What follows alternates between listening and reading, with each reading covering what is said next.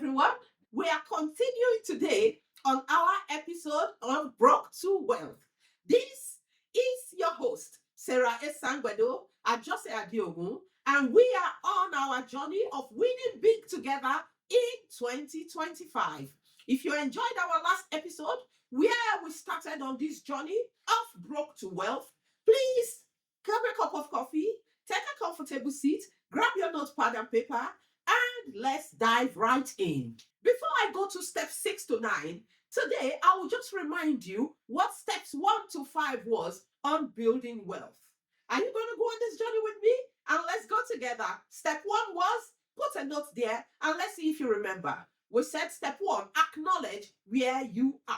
Acknowledge your position in the journey of life because it is key for you to be able to build a strategy to get to where you want to go to. Step 2 is that you must define wealth for yourself.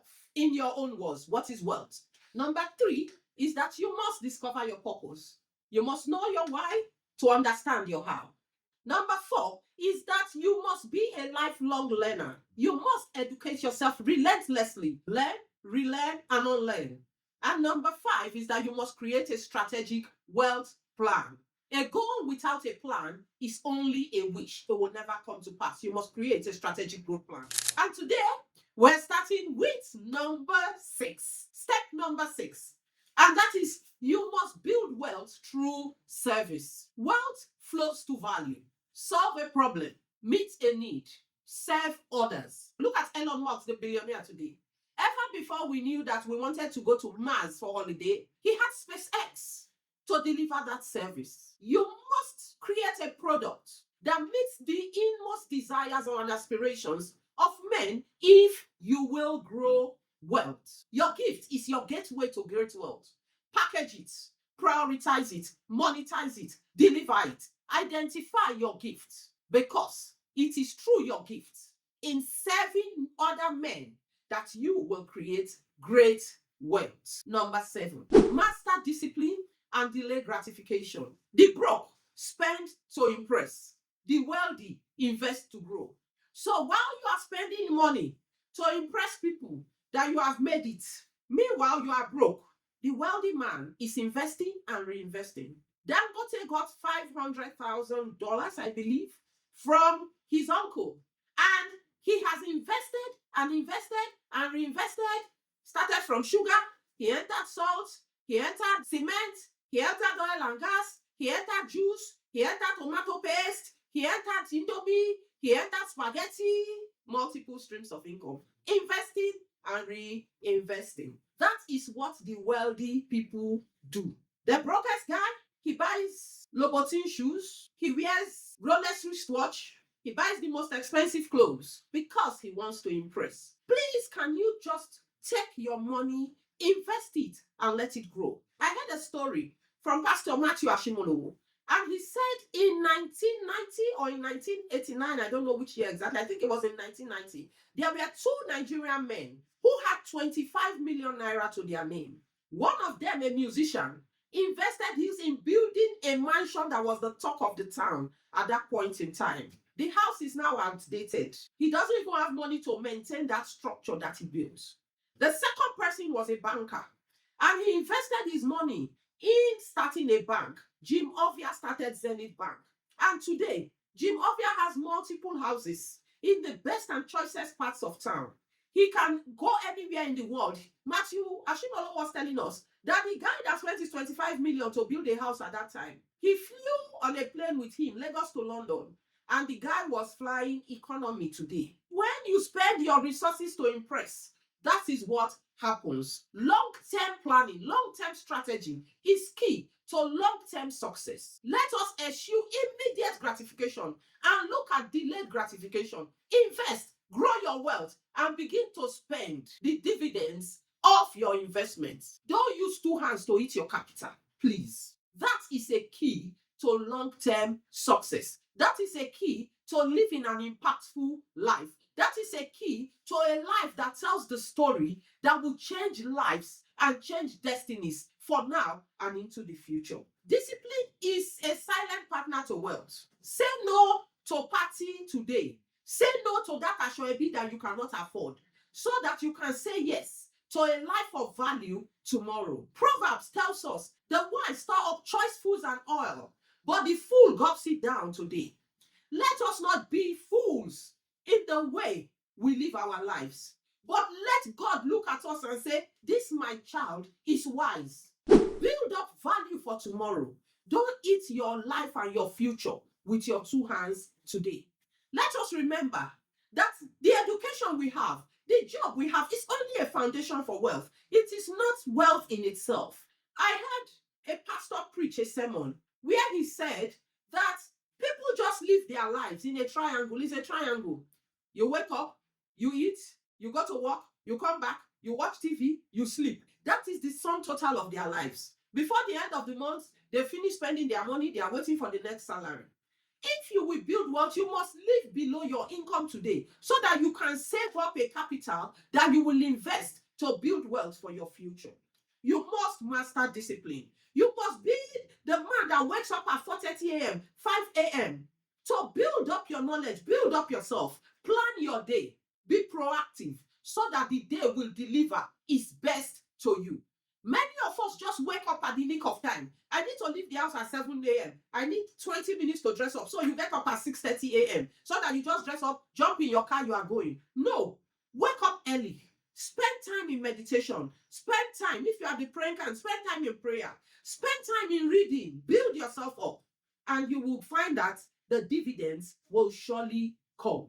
Number 8 is that you must choose your team wisely. Surround yourself with winners. Surround yourself with people who believe in your goal, who have the energy to follow you, execute with you to achieve your objectives. You must select your team wisely. They say you cannot fly with eagles if you hang with chickens. Chickens and eagles, they do not have any basis for interaction. Community is a currency. Use it wisely. Jim Rohn says that you are the average of the 5 people that are closest to you. Who are these 5 people? In your business, in your life. That is why we talk about choosing your life partner with wisdom. Because you are the sum total of the 5 people closest to you. That is why that you see in progressive economies, the first lady or the first husband has a role to play in government. Because they impact and they influence the thinking of the person that they are closest to. So they are trained to be able to understand the challenges of the office so that they can support their spouse. Who are the closest people to you? Many people ruin their lives in beer parlors.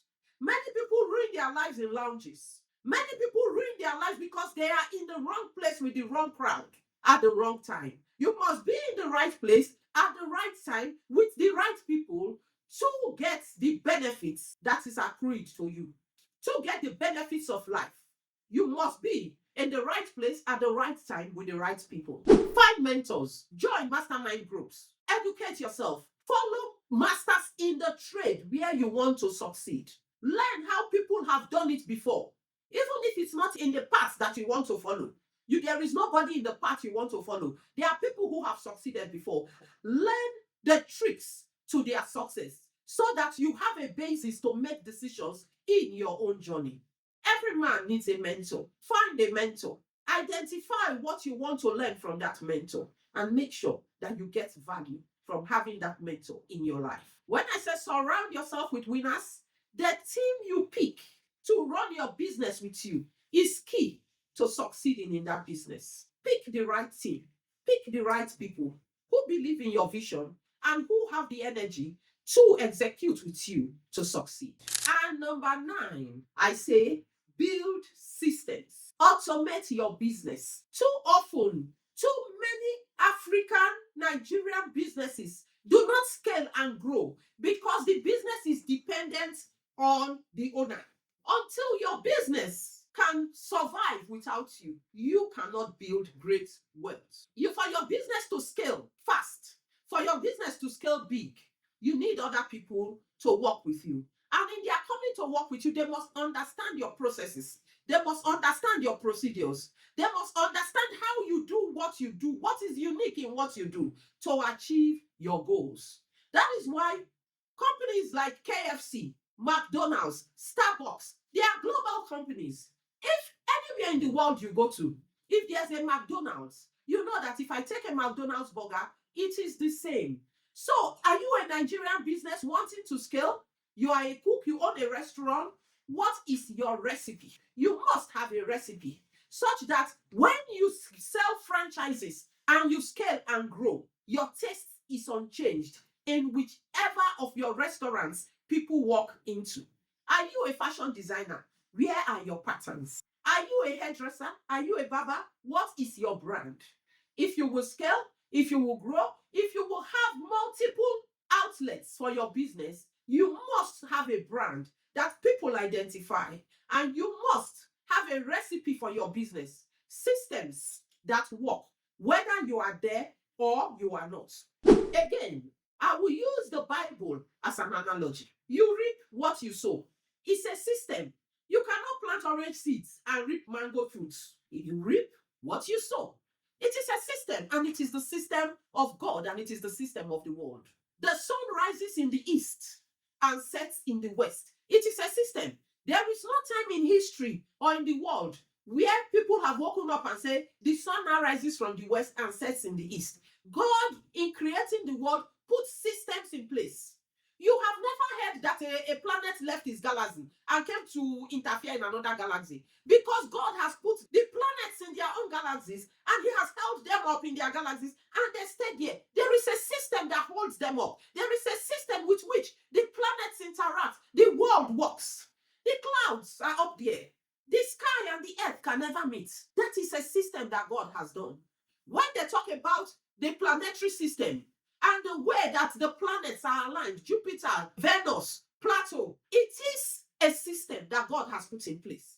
And God expects us as humans to put systems in place. Plants taking carbon dioxide and breathe out oxygen so that humans can breathe in oxygen and breathe out carbon dioxide. It is a system. It doesn't change. What systems are you putting in place? You must follow the principle of God. Automate your business. Make it work. Have a process in place. Have procedures in place. Leverage technology. Look at how the world is going. Innovate and follow. You must automate your business if you will succeed. Your business must be able to go on without you being physically present, because you have built models of yourself, because you have built systems, put systems in place that work, whether you are there or not. You have put procedures in place such that your people know what to do, when to do it, how to do it to achieve the outcomes that the business requires to scale.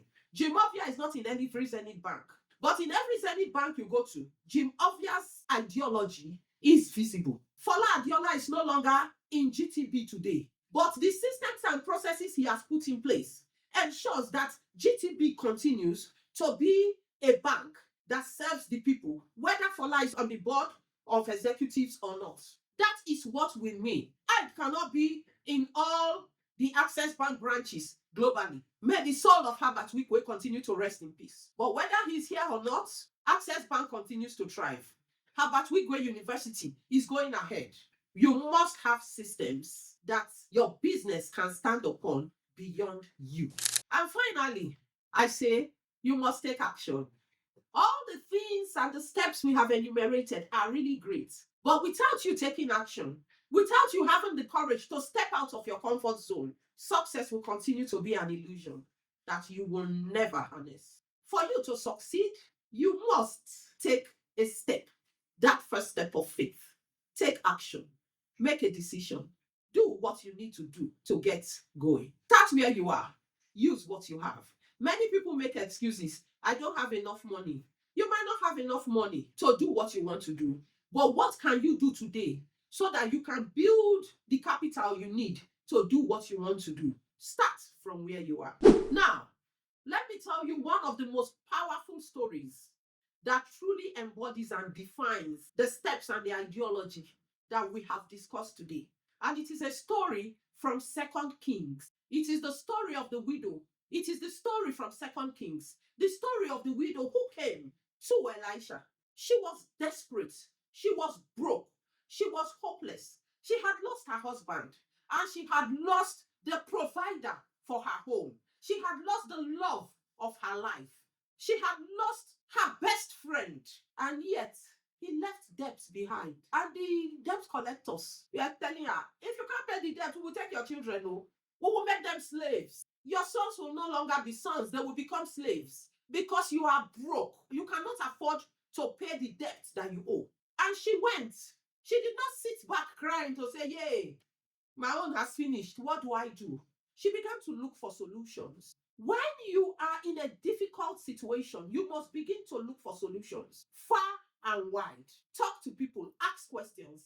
And she came to the man of God to say, I need help. I am owing and I need to pay. And you know what he asked her? What do you have? Because we must all understand that God works with principles. His word tells us that he will bless the work of our hands. You can't come empty-handed and expect God to bless nothing.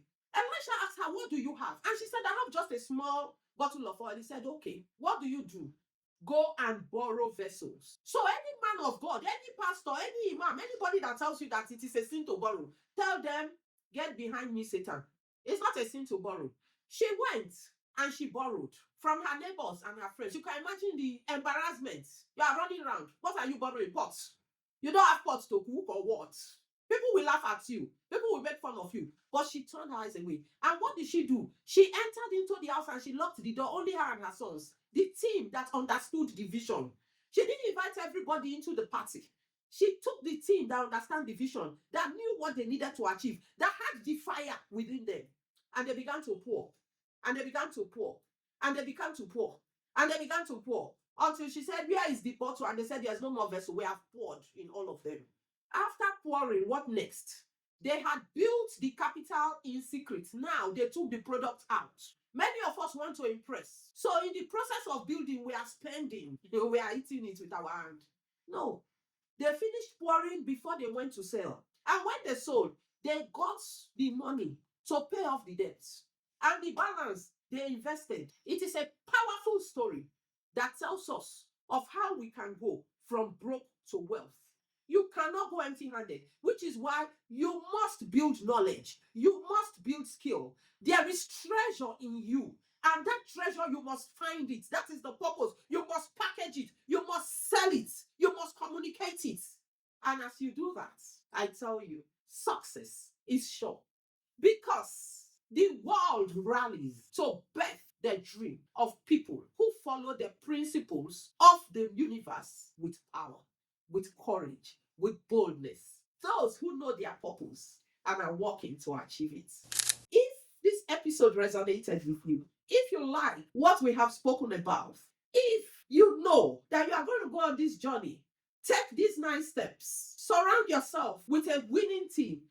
Take massive action. Then share our video. Like this podcast. Invite friends to Winning with Sarah on YouTube so that together we can go on this journey of winning big together in 2025. Until next time, stay bold, stay true, take action, and keep winning. Because none of us will be broke in 2025 as we implement these 9 steps to build wealth. Thank you.